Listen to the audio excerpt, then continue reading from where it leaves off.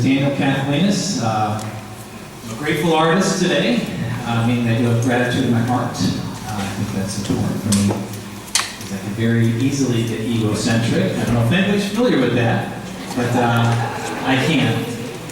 Today, I'm here to tell you, I'll just tell you a snippet of my journey.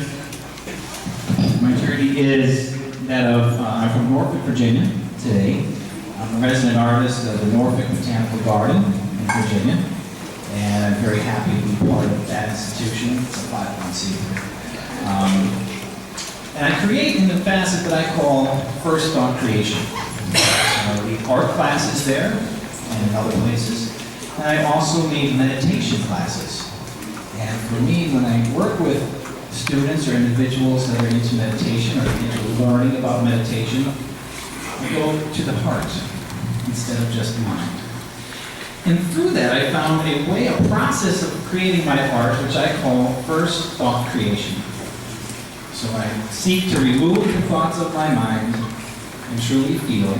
I allow the first higher thought to help create my artwork. And that's what I do. So in other words, I don't know the outcome of this piece. I don't know it when I start. I know there's something about Red Wolf in there. I know that there's something about the wood. And I continue to work on it through the operation of first thought creation. As the next thought comes, I do the next thing. And the thought I'm referring to again is the higher thought, something not necessarily of the ego. This particular piece is called In Plain Sight. And it is the image of a red wolf, which is just about gone in this country. You know the numbers of the red wolf, there's only a couple hundred probably in America today. And they ran the countryside all the way up here, all the way down to Georgia and Florida, and today they're almost extinct. But this is my creation of the representation of this wolf as a being in nature. Something that may or may not be missing here in the big cities. I enjoy nature myself, and I think it's part of getting back to the root of things for me. And I work here in this process of what I call the symbolic use of materials. So in other words, I'm a mixed media artist. That's the blanket statement. But when I use a symbolic use of materials, I'm using the trees, I'm using the bark, I'm using the pine cone from the area to create my piece. And that's what I've done with this one. You can see that in that room over there. There's also another one of mine that's on the right, called Up From the Ashes. I'm going to talk a bit about that. Up From the Ashes is a diptych. It's a 2-panel piece. It is in celebration of, or the historic celebration of the Battle of Hampton Roads. Anybody hear of the Battle of Hampton Roads before?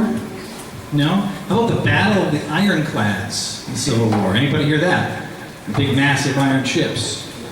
That was really the first semblance and the idea of having a navy here in this country was coming from that. And here in this piece, I've not only created in ashes, because that's what the large part of it is ash. There's also bark involved there, the symbolic use of materials, as well as my imagery of the Emancipation Tree. Anybody hear of the Emancipation Tree? No. The Emancipation Tree, 1862.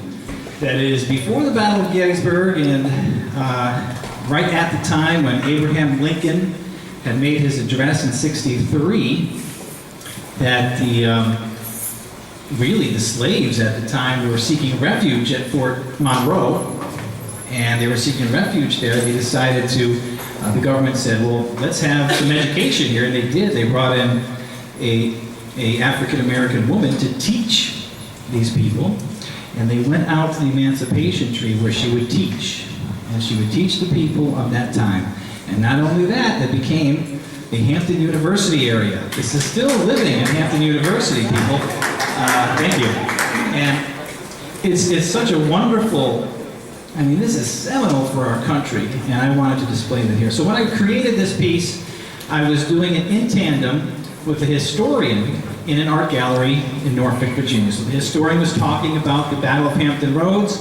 I was creating this piece and burning some ash and throwing it on the canvas and having fun with it as he was speaking.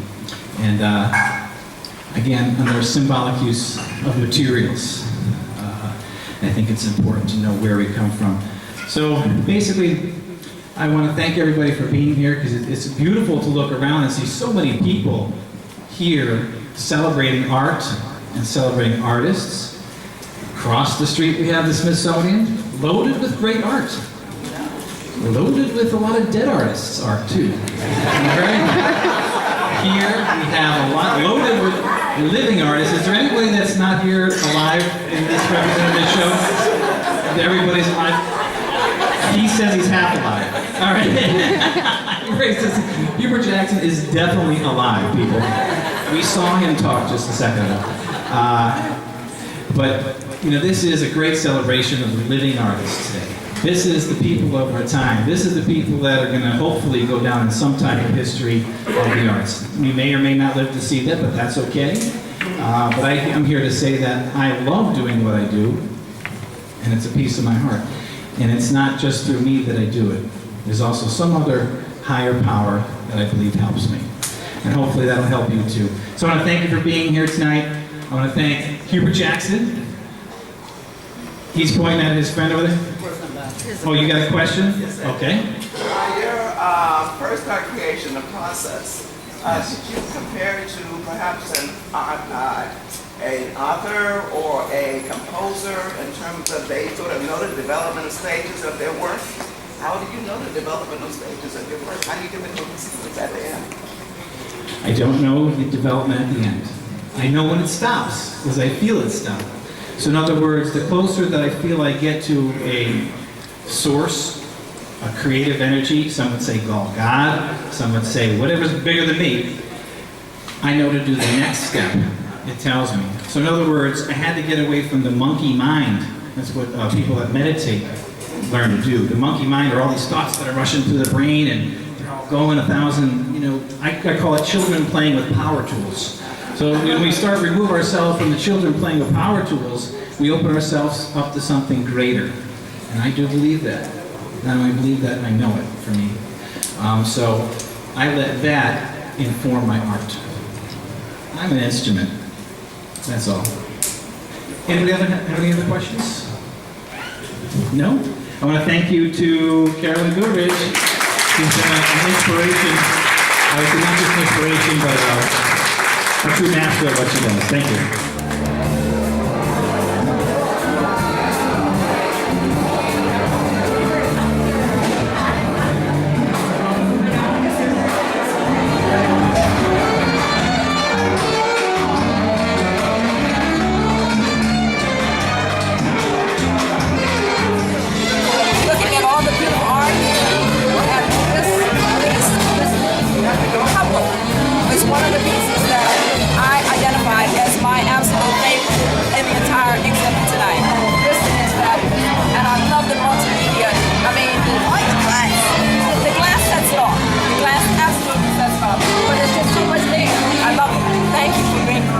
Thank you very much. I appreciate